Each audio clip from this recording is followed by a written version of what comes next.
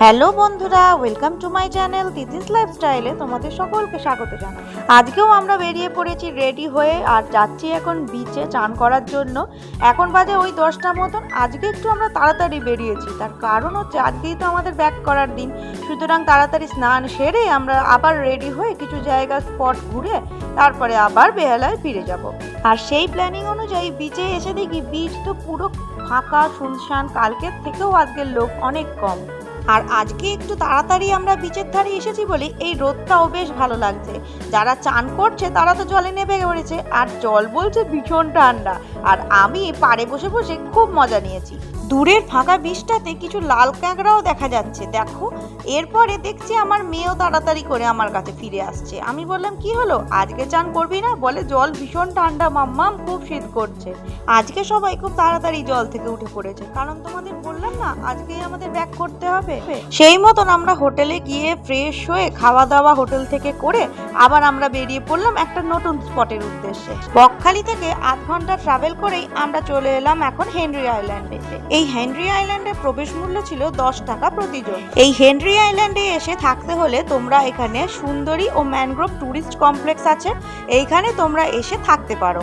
তবে এখানে থাকার জন্য অনলাইন বুকিং করে আসাটাই ভালো। এই হেনরি আইল্যান্ড মূলত আছে অনেক ফিশারি প্রজেক্ট। সেই প্রজেক্টগুলো আমরা দেখতে দেখতে আমরা এগিয়ে গেলাম অনেকটা রাস্তা। বেশ কিছু দূর আসার পর গাড়ি কিন্তু আর যাবে না, বাকি বিচ অব্দি রাস্তাটা পায়ে হেঁটেই যেতে হবে। পায়ে হেঁটে এই 1-1.5 কিলোমিটার বিচ পর্যন্ত যাওয়ার রাস্তাটা কিন্তু খুব কষ্টের নয়, কারণ সামনে পড়বে এত সুন্দর সুন্দর কিছু দৃশ্য, আর চারিদিকে পড়বে ম্যানগ্রোভের জঙ্গল, যা দেখতে দেখতে অনায়াসেই কেটে যাবে এই 1.5 কিলোমিটার রাস্তা। আর এভাবেই যেন ছোট্ট ছোট্ট পায়ে চলতে চলতে পৌঁছে গেলাম সাদা বালির দেশে।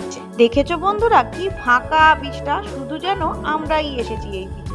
কোনো দিকে কোথাও কোনো লোক নেই, চারিদিকটা ফাঁকা, ধুধু করছে সাদা বালি আর সামনে সমুদ্র।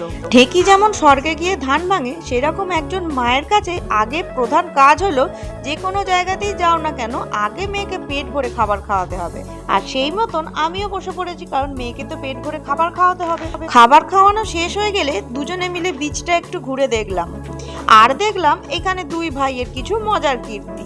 আর এইভাবেই হাসি মজা ইয়ার্কি করতে করতে কখন যে 2 ঘন্টা কেটে গেল বুঝেই উঠতে পারলাম না। বোঝার আগেই বর মশাই বলল চলো এবার তো বেরোতে হবে নাকি। ব্যাস আমরাও সব লোটা কম্বল গুছিয়ে নিলাম। এইখান থেকে ব্যাক করার সময় মাঝে পড়বে এরকম একটা কাঠের ব্রিজ। এই ব্রিজের চারিপাশটা পুরো ম্যানগ্রোভ জঙ্গলে ঘেরা, আর ব্রিজটা স্টার্টিংয়েই লেখা আছে ব্রিজটা কিন্তু খুব দুর্বল, কাঠের ব্রিজ তো, তাই জন্য খুব আস্তে আস্তে একজন একজন করে লোক যাতে যাতায়াত করতে পারে তার নির্দেশিকাই দেওয়া আছে। আর সেই মতন আমরাও নিয়ম মেনে একজন একজন করে ব্রিজটা পারাপার করলাম। একটু উঁচু থেকে এই ম্যানগ্রোভ জঙ্গলটা কত সুন্দরই না দেখতে লাগছে, তাই না? আমাদের তো হেনরি আইল্যান্ড ঘোরা শেষ হয়ে গেল, আর আজকে সকাল থেকে এই বিকেল পর্যন্ত অনেক সুন্দর সুন্দর ছবি আমরা সারাদিন তুলেছি। চলো এই ছবিগুলো তোমরাও দেখো, আর কেমন লাগলো আমাকে কিন্তু কমেন্ট করে অবশ্যই জানিও। আর ভালো লাগলে লাইক শেয়ার সাবস্ক্রাইব করতে ভুলো না জানো। আমরা তো হেনরি আইল্যান্ডে এসে খুব মজা করেছি, আর এত ভালো লেগেছে জায়গাটা যে কি বলবো। মেয়েও এখান থেকে অনেক ঝিনুক কুড়িয়েছে। অন্যান্য বিচে গেলে এখন তো ঝিনুক প্রায় পাওয়াই যায় না, আর এই বিচগুলো একটু নির্জন বলে এই বকখালি বিচ আর এই হেনরি আইল্যান্ডে এসে মেয়ে অনেক ঝিনুক পেয়েছে, আর এইগুলোকে সব ব্যাগে ঢুকিয়ে বাড়িও নিয়ে এসেছে। বাচ্চাদের তো এইগুলোই ভালো লাগার জিনিস, তাই না? মেয়ের অ্যানুয়াল পরীক্ষার পর শ্বশুরবাড়িতে এসে হঠাৎ করে ঘুরতে যাওয়াটা কিন্তু আমাদের খুব দারুণই হলো। আমাদের ঘোরা শেষ, দেখা হবে আবার অন্য কোনো ভিডিওতে। আরো সুন্দর সুন্দর ভিডিও আসতে চলেছে, চোখ রাখো তিতিস লাইফস্টাইলে। টাটা।